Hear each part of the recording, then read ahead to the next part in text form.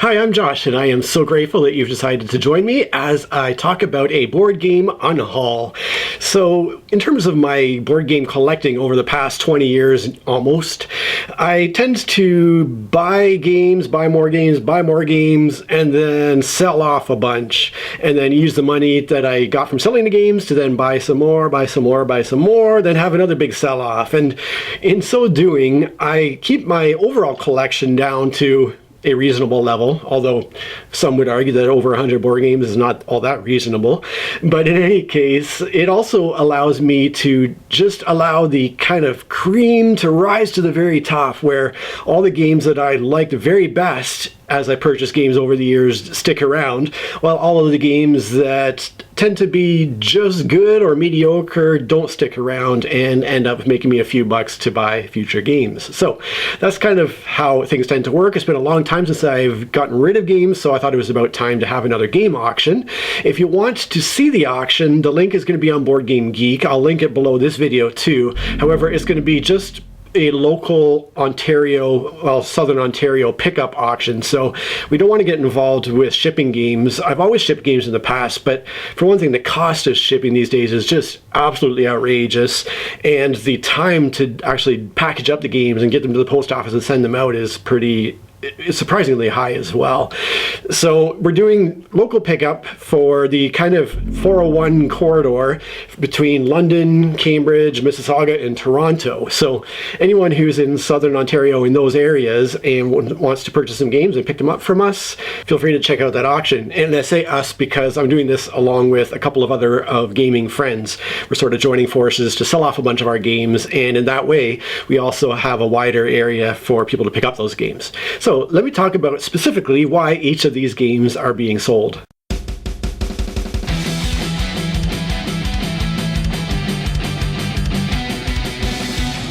I'm going to start with the most recently released game on this list, and this is actually the 2020 or 2021 Spiel des Jahres winner, or the German Game of the Year, the most prestigious award in board gaming. And it is a gorgeously produced game. It is pretty fun. I rated it 7 out of 10. However, I found that there wasn't anything there to really excite me. It does have gorgeous production. It does have really brain-burning decisions to make on every turn with a very simple rule set, and yet it was just a fairly abstract style game that didn't have the type of narrative being built that I tend to enjoy in more thematic games. So although I did rate this 7 out of 10, which on my scale is very good, it's not quite enough to justify keeping it in my collection. The good news is, though, that my primary gaming friend said that he wants the game, so I'm just going to pass it along to him, which means hopefully I'll still have opportunities to play it in the future. The other game that I'm giving away, rather than putting on the auction block, is a game that harkens back to my childhood. When I was growing up as a young child, we had this great big soccer game called Subbuteo that was played out on a really large felt soccer field area, and you had these figures that you flicked around, these soccer players, and you had to flick the soccer players into the soccer balls and hope that the soccer balls ultimately ended up in the net. And because of that childhood experience, when I saw Super Footy Table Soccer Classic Edition for sale at one of the board game conventions I attended in the past, I was like, oh, my older boy at the time was really into soccer. He played soccer, so I thought this would be a nice blast of nostalgia to check out this game again. We only really pulled the game out once. We laid out the felt field on the carpeted floor, tried to flatten it out as best we could, and flick the players around a bit. But I realized you really kind of want to mount that felt onto a hard board of some sort to really make the play experience not super frustrating. And my kids never really expressed a lot of interest in kind of following through with that, and so the game never really came out again, and my older boy has since moved on to other sports and sort of left soccer behind. So this is actually going on to one of my brothers, who obviously has the same nostalgic memories for Subbuteo as I did. Now, moving on to another fairly recent purchase that I had picked up used, we have Mountain Goats with its expansion. I have talked about this in recent videos. Essentially, it is a beautifully produced game. It is a simple family game, but there's just not much in the way of interesting decisions happening. I really wanted to keep the game just for the big chunky goat meeples, and there's just something about them that I loved a lot, but the gameplay just was not enough to keep me interested. The next one is a game I've had for quite a long time, and I've played quite a bit over the years. This is The Builder's Antiquity, a simple card-based game where you're trying to collect workers and use them to build buildings and whatnot. And it's a good game. It is one that I've enjoyed over the years, but it's just not one that holds a lot of excitement or interest to me. I feel like replayability, although we have played it a fair bit over the years, at this point I feel like there's not much more to explore with the game itself, and so it is going to move out. Another one here is a game I got through Kickstarter, and this is Skulk Hollow. This is a very fascinating game in that it is a highly asymmetrical game where one player is playing this giant monster who has this giant monster kind of board that the little foxen creatures, who are played by the other player, can actually jump off the main board onto the giant creature and climb that creature and attack it at various parts of its body and sort of take away some of its abilities in the process. And so it's a wonderfully produced game, a very interesting premise to it, but the card play to actually play out the game is pretty simplistic. My kids have enjoyed playing it every now and then over the years, but the gameplay, it just really was not enough to hold my interest for a long period of time, despite the fact that there are, I think, 4 different monsters in the base game that each play slightly differently to kind of mix it up a little bit. But overall, the actual strategic and tactic elements of the game are fairly minimal. So this is going on the auction pile. Next up is another one that I had recently purchased used, and this is Jump Drive. I've talked about it a fair bit in recent videos. I had fun exploring the strategies of this game with my primary gaming friend, but ultimately we ended up fairly far apart in our ratings. My friend had rated this game 8.5 out of 10, whereas I had rated it 6.5 out of 10. I think there's just not enough to keep me interested in continuing to play this game. It does make me a little bit interested to check out its kind of big sister game, Race for the Galaxy, that came before it, but not enough to keep Jump Drive itself. Next up breaks my heart because I worked so hard to acquire this game. You've seen it if you've watched my previous videos, and this is Verona Twist.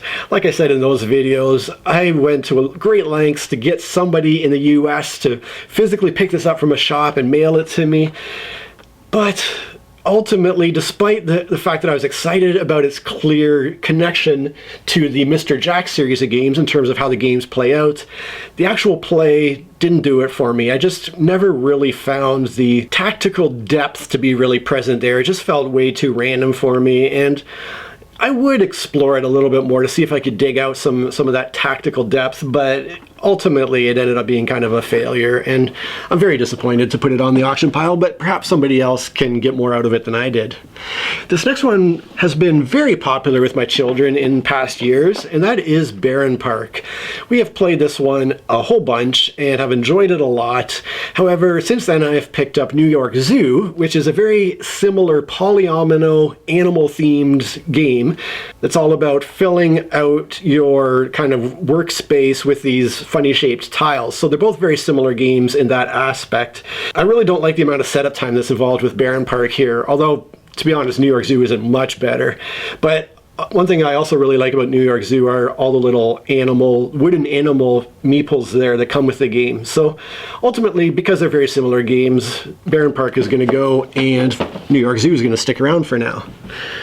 Next up is, I think, the only game I have ever received from a publisher for the purpose of doing a review of the game, and that is The Shores of Tripoli. A while back now, the designer sent me a copy of this game, and normally I'm not a war gamer in the sense of your sort of classic hex and counter war games, but this isn't that style of game. This is more a very simple historical war-themed game that is resolved through card play and a whole bunch of dice chucking. If you're at all interested in the history of this very early US Navy history, I did a very long video just talking about the history that this game is based on, and in addition to that, I did another fairly long video about the actual gameplay. I think I actually played through a whole game and talked about my thoughts about it. So you can always go back and check out those videos if the Shores of Tripoli looks at all interesting to you. Ultimately, I don't really have a partner, I don't think, who is really interested in this style of game to really explore it in depth with. I did get a lot of fun out of it playing it solo, both with the official solo rules and with just playing one side against the other in a standard game. Both of those provided a fair bit of enjoyment for me in preparation for recording those videos, but at this point, I don't think this game is going to really see any more play.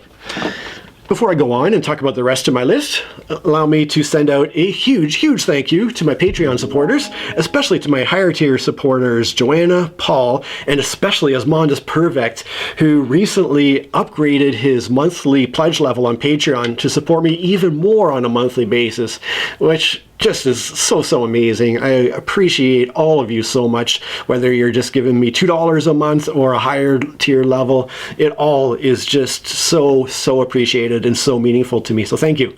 And moving on now to a Martin Wallace train style game called Via Nebula. I am a big fan of some of Martin Wallace's other train games, like Railways for the World was a huge favorite for many years with me. I've also enjoyed playing Steam in kind of app version on my phone. Via Nebula is a very simplified version of those style of train games, but it's also gorgeously produced. It's a beautiful looking game, and I thought that maybe that level of simplicity would allow me to get into this style of game with my kids. I never did try it with them though, because there's just a little bit of complexity in terms of everything you gotta learn, while at the same time there's not a great deal strategically to explore in the game. So it falls into this kind of funny middle ground of, yeah, it is pretty simple, but there are a few things going on, and yeah, it is simple, but maybe a little too simple. I don't know. Despite the fact that I want to keep it just because of what a gorgeous looking game it is, I don't think it's going to be worthwhile to try to teach it to my kids. I think we have a lot of other games that they would enjoy more. Speaking of my kids, we also have Ticket to Ride First Journey, which is a game I've had for years, but we've only really played it maybe 2 or 3 times, and it's been a very long time since we've actually gotten to this game to the table. I've never been a fan of the whole Ticket to Ride series of games, to be honest. It just is a game that bores me, and so now you kind of simplify it even further and make it a kids game, this first journey aspect of it, and it really just holds no interest for me. And since the kids haven't requested it in a very long time, it's gonna be sold. Another game, though, that was a huge hit with my kids when they were younger was Dragonwood. This is a simple card and dice game about trying to defeat monsters.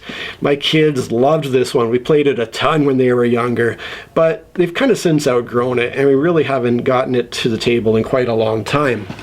I did pick up the re-implementation of this game called Dragonwood, which takes... called Dragon Realm, which takes Dragonwood and kind of adds a few other features to it, mainly this kind of area control element to the game. And so it keeps the core feeling of the game, but adds a few more interesting features. And I thought that because of that, with the kids being a little bit older, they might enjoy this one just as much as they enjoyed Dragonwood. However, we played this once with the family, and the kids just never requested it again. So, although I was thinking of still hanging on to it to maybe try it one more time with the kids, because again, this is another one that's just a beautifully produced game, great artwork and stuff, and I feel like maybe there's just enough tactics there to keep them interested, but ultimately I realized, no, they haven't requested it. We got tons of other games. There's no real reason to keep it around. The next one is a great little classic family game called Cartagena. This is a super simple race game where you're pirates trying to race down this corridor through card play. It is very easy for young kids to learn. We did play it quite a bit when the kids were younger, but again, it's another one that hasn't been requested in quite a long time, and I think we've kind of outgrown it at this point, so this one will move along. Now, we have another pirate-themed family game now called Pirate Den, which I remember being fairly fun. It was all about collecting treasures, and I remember it being quite a simple game to learn too. I don't recall quite off the top of my head how it works anymore. It does mention it's a bluffing game of some sort. I do remember it being fun and enjoying playing it with the kids, but yet another game that just hasn't hit the table in a while. I was a little so-so on whether I should add it to the auction pile, because I know my younger boy did pull this off the shelf not too long ago and was looking at it again, although we ended up playing something else. But I don't think there's any big reason to keep it around still. Next one is a really cool, really unique game called The Crusoe Crew. And in this game, players are playing cooperatively, and each of their characters has their own kind of choose-your-own-adventure comic book type of thing. So every single character has their own booklet that all players are following through the booklet together, but because they're playing different characters, what they're individually seeing in their books is going to look slightly different from character to character. And each character is also, when it comes to having to perform activities and tests, are going to have various strengths and weaknesses and special abilities too. So it's just, I mean, I've never really heard of such a thing where you've got literally 4 separate graphic novels that are all slightly different because they're all done individually in each character's point of view. The main reason I'm getting rid of it, to be honest, is that this is one that we played together with the 4 of us when my wife was still around, and now that she's not, it just brings up some difficult memories. I'm not getting rid of it because it's an unenjoyable game by any means. It's just that this is one that we kind of enjoyed as a 4-person family, and that 4-person family doesn't exist anymore, so it's moving on. Now we have a game that surprised me with not being as big a hit, and that is Funkoverse strategy game Harry Potter. I have set 100, the basic set, plus in here I have the set 101 expansion with a couple other characters, Ron Weasley and Draco Malfoy. And this is essentially a very simple introduction to minis style gaming, where, can't really call them minis, but you have these kind of Funkoverse characters that are quite large and chunky, and you're moving them around on a map and battling each other with your special abilities and trying to defeat the enemy team. So it's a team versus team style game. And we really only played it the one time after I picked it up for my older boy, who at the time was really into Harry Potter, because I read him the entire Harry Potter series. And so there were a couple of years there where Harry Potter was a big thing for him. And he just never requested to play it again. It obviously wasn't one that hit him in the right spot, and now he's gotten older and sort of left the Harry Potter stuff behind. And so I hope that this game will find another family who enjoys it a lot more than we ended up doing. Similarly, this other big game called My Little Scythe is one that I had picked up from a younger boy, and again, we played it one time as a family, and it was never requested again. Again, this is a game that has big, chunky, awesome minis, and you're moving them around the board, collecting resources to do stuff and get points and whatnot, and it has just the cutest theme here that I thought my younger boy would just fall in love with, but, you know, for whatever reason, it just didn't really catch on with him. I think, again, this is when we were a family of 4, and we played all 4 of us, and my youngest son actually won the game that we played, and yet that wasn't enough to really hook him in terms of the actual gameplay, I suppose. So this one will move along, and perhaps another family will get some enjoyment out of that one. So that covers the games that I'm clearing out. Like I said, if you just happen to be in Southern Ontario, check out the link for the auction. And what's your situation? Have you gotten rid of board games? Do you sell them? Do you give them to thrift shops or friends or whatnot? Or do you just prefer to collect them and keep the ones you have?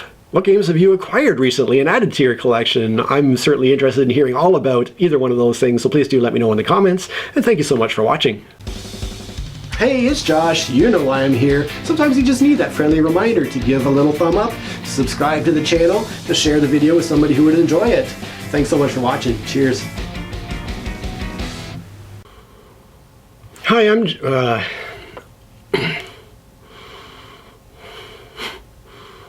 that I enjoy in my game.